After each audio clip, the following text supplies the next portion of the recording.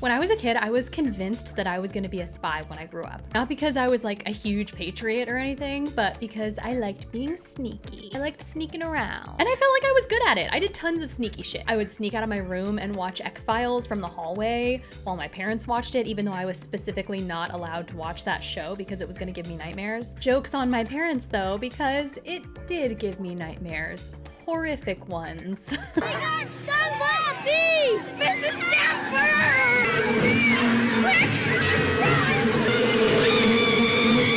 So yeah, I was pretty sure I could be trusted with matters of national security. You know how like a few weeks before the book fair, they would send out those little packets of like stuff you could order from Scholastic? I think it was in one of those that my mom ordered me a monthly publication called Spy University. These were published between the summer of 2002 to the summer of 2003, and each delivery came with its own spy gear. I tried so hard to find like a full set of this gear to purchase, but it's just way too obscure. Nobody has all of that. I'm pretty sure most of this spy gear has just been lost to landfills or like in random Goodwills around the country. I couldn't even find a set of the books to purchase.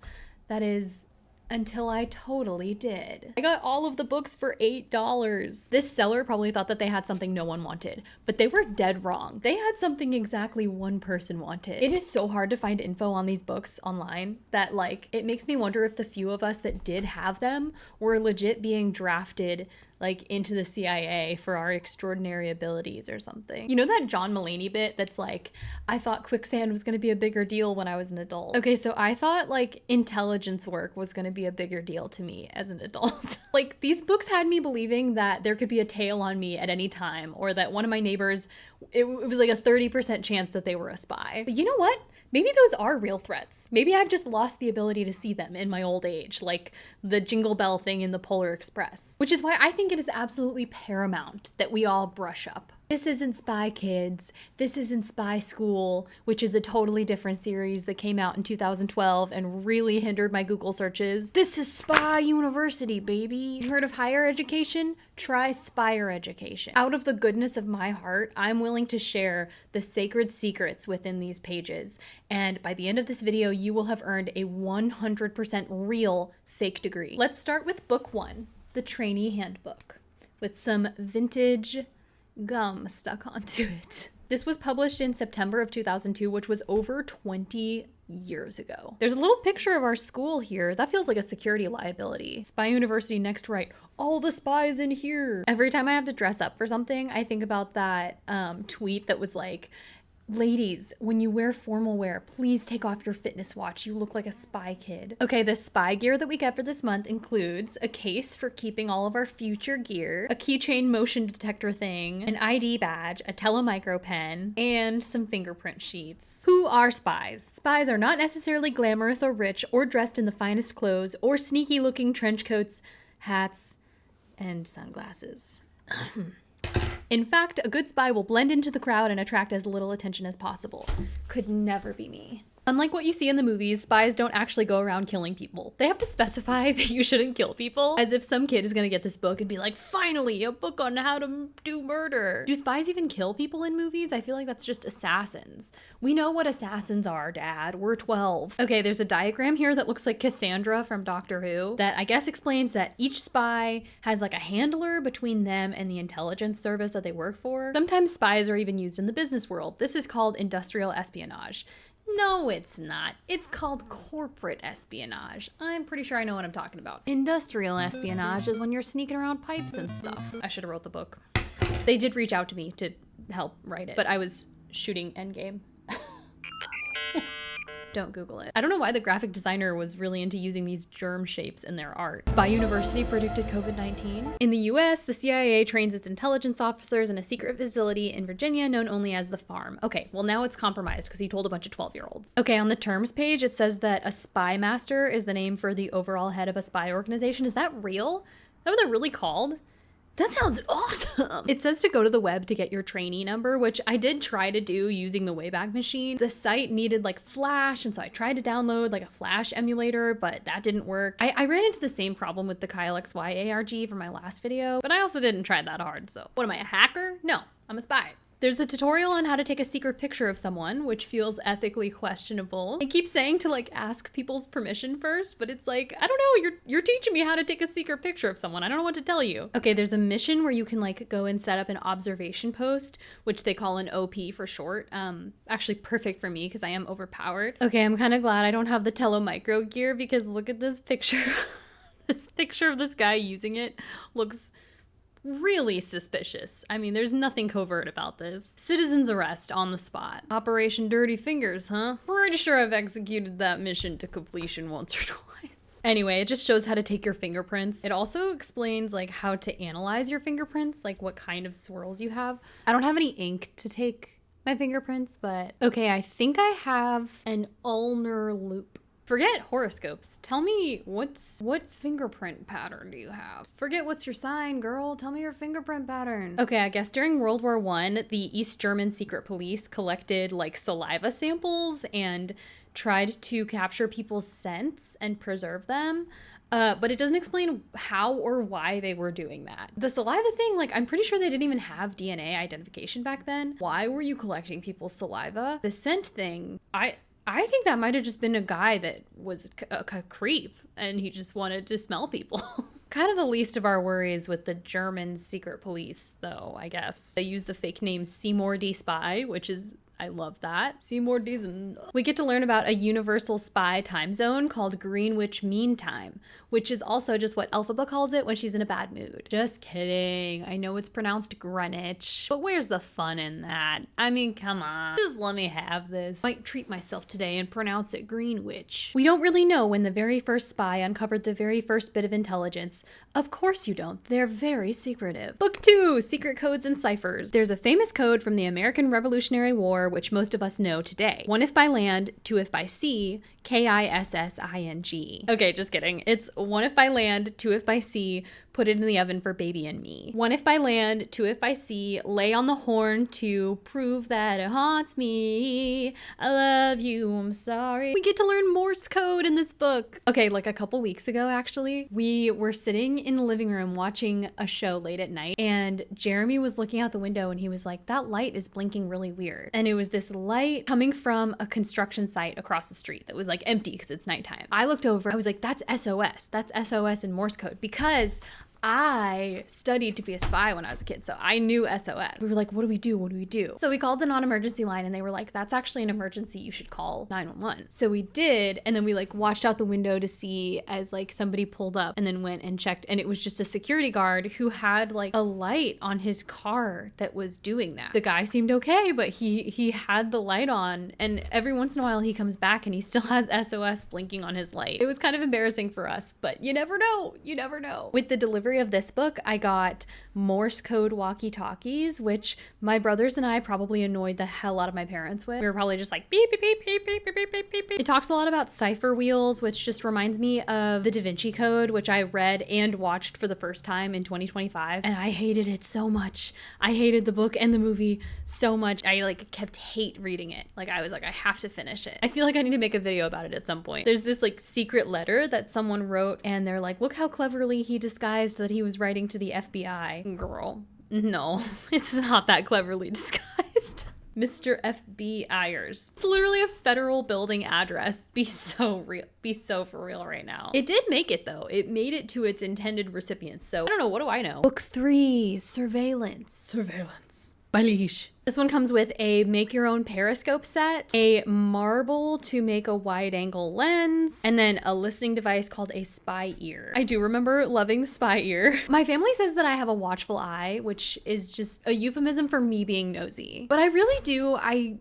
don't want to be a bystander. Like I want to be like the first one to notice if something is amiss, you know? It's lecturing us about how you shouldn't listen in on people's conversations, but like, you gave me a listening device. You gave me a child a listening device. Each month, the website had like a new password, which felt so cool and mysterious. I really wish I could access it. I can't, and I'm mad. Oh yeah, this book had some little papers in it, which are like directions for the mini shot camera. I remember being kind of confused by the mini shot camera because it had like more little pieces to it than I was used to. The book gives all this advice for like testing the conditions of your camera and like what does it look like from this distance and this lighting or whatever. I'd like to hope that there was kids out there that were this dedicated to making sure that their equipment worked right. I was not one of them. I was like an agent of chaos. I was a secret agent of chaos. But also all this camera stuff is like totally obsolete in the age of smartphones. Really the only rule for taking a sneaky picture in this day and age is just like make sure your sound is off so that you're not gathering intelligence and it's like,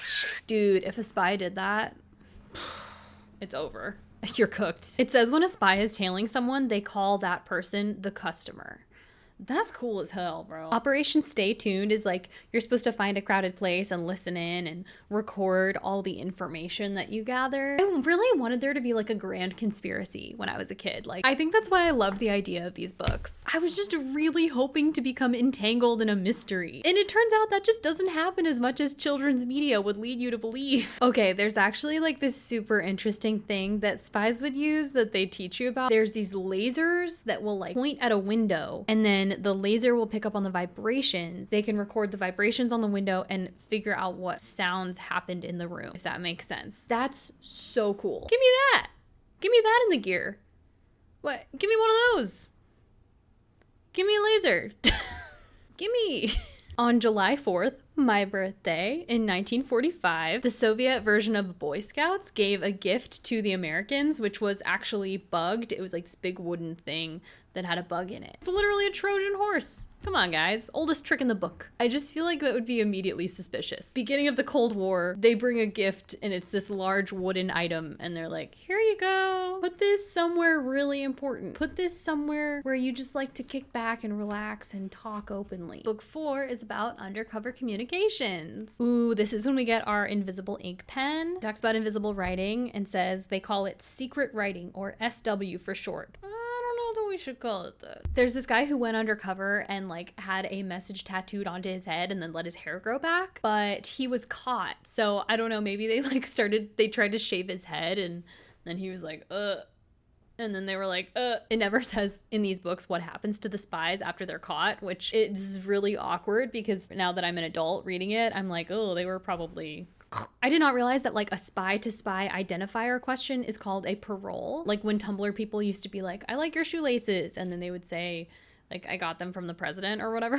I guess an actual spy tactic that they used to use was they would rip a Jell-O box in half and then like you would know that the person that had the exact other half of your Jell-O box was someone you could trust. We get to learn about this guy named Robert Hansen who worked for the FBI for like decades, and most of that time he was like a Russian spy. When they finally caught him and like arrested him, he said, "What took you so long?" "Sir, you're being arrested for treason." Like, stop trying to regain aura. Okay, he kind of did though. A little bit. "What took you so long?" Yeah. Book 5, we get to learn about hiding places. The gear that we get for this month is so ridiculous. We get these playing cards that are supposed to look inconspicuous, but the design on them is like a graphic of these sneaky little spy eyes that go like this. Like that. They really could not look more suspicious. Like, you bring these into a Vegas hotel and they're like, get out. There's also this rock with a secret compartment, like a hide key. And I remember this thing looking so plasticky and fake. The book seems really insecure about how fake it looks. It keeps asking you to try different things like, oh, put it on the ground and cover it with some leaves. Now can you tell that it's fake? And it's like, yeah, I'm sure I could. Now it wants me to make a paper mache rock. I'm not gonna do that. It teaches you how to make a false bottom for your drawer. Like a false bottom of the drawer, not like a BBL for the drawer. Have an adult cut a piece of plywood. No, that would have made sense to me as a kid, but now that I'm the adult in this situation, I'm like, don't ask me to do that. I don't want to do that. Okay, now it's just telling me to tape an envelope to stuff in good hiding places. Come on, guys. Is this really spy behavior? Like, really? Okay, here's another project. Cut off the top of the tea bag and pour out the tea. Now you have a small open pouch. I sure do. Oh, there's more. You can safety pin it to the inside of your sleeve so that if someone's searching your jacket pockets, they don't find it. That's pretty clever. That's pretty clever. Maybe I'll use this to sneak Pop Rocks into the movie theater. Kind of stupid to sneak in like the one food that makes that much noise to a place you're not supposed to have it, but that's just what popped into my head. That popped into my head. I forgot the other thing you get in the gear for this month is a magnet on a string so that you can like put stuff behind stuff and then lift it out, like fish it out with the magnet. Like it says to drop your spy gear case behind a bookcase and then use the magnet to get it out. And I'm telling you right now, that magnet was not strong enough to do that. I mean, sure, this is my memory from over 20 years ago, but like I remember that little thing. And I know it wasn't strong enough to do that. There's a project involving a CD and a jewel case. Yeah, something we all have laying around in this day and age. It's actually crazy how much things have changed in like a pretty short amount of time. Before we leave you this month, here's one final hiding place for you to master. How about burying a secret in your math homework? Absolutely not. That's not a hiding place. That's a secret code. You can't trick me. That's not a hiding place and you know it. I learned secret codes and ciphers already. Stop trying to sneak secret codes and ciphers into the other lessons. Book 6, Disguise. Who's got 2 thumbs and is a master of disguise? Disguise. There's this whole thing about how spies can look like anything. They can be super diverse, but all the pictures that they give are white people. It's like spies can look like this or this or this. It's ugh.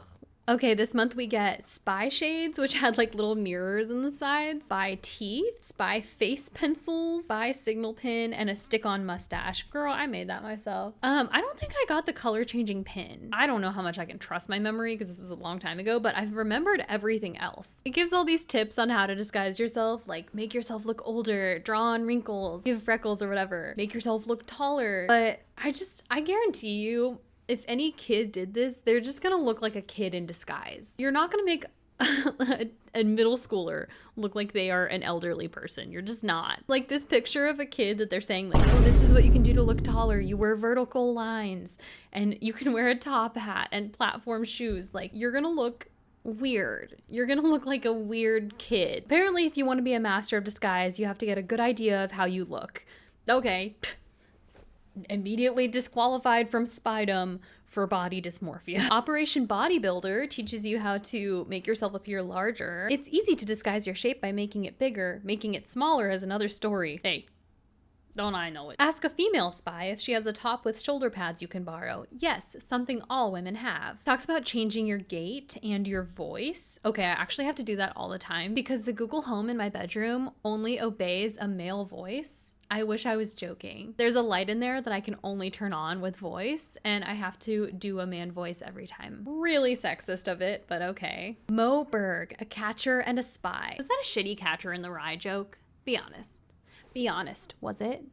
Was it? There's this challenge where you have to match the spy's regular appearance to their disguised appearance, and it's actually kind of hard. The guy on image A is the same guy on image D, and like he's kind of a little bit hot. He's kind of handsome. And then E and C is H. Keith Melton, who's one of the authors of the book. Nice to finally put a face to the name, H. Keith. Book 7, Security. A lot of this book is just revolving around writing top secret on things, which I am a firm believer makes something more enticing to read. It's telling me to put a do not enter sign on my door. What the hell is that gonna do? Don't look at this. Don't come in my room, or else. Intelligence agencies didn't think it was possible to recover documents that had been shredded until an incident in the late 1970s.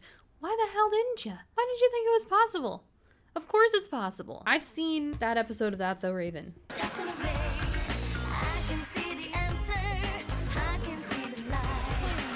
Organizing documents by secrecy. Babes, I don't have any secret documents. I'm 12. If you really want to hide something, you should use the method from Big Brother. There's this game on Big Brother where each person has like 30 seconds to hide something and then like 30 seconds to look for it or something like that. There's this guy from Big Brother 20 named Brett. I called him Chicken Brett because he reminded me of Chicken Brent from Cloudy with a Chance of Meatballs. Who wants to watch me cut the ribbon at the mayor's unveiling thing?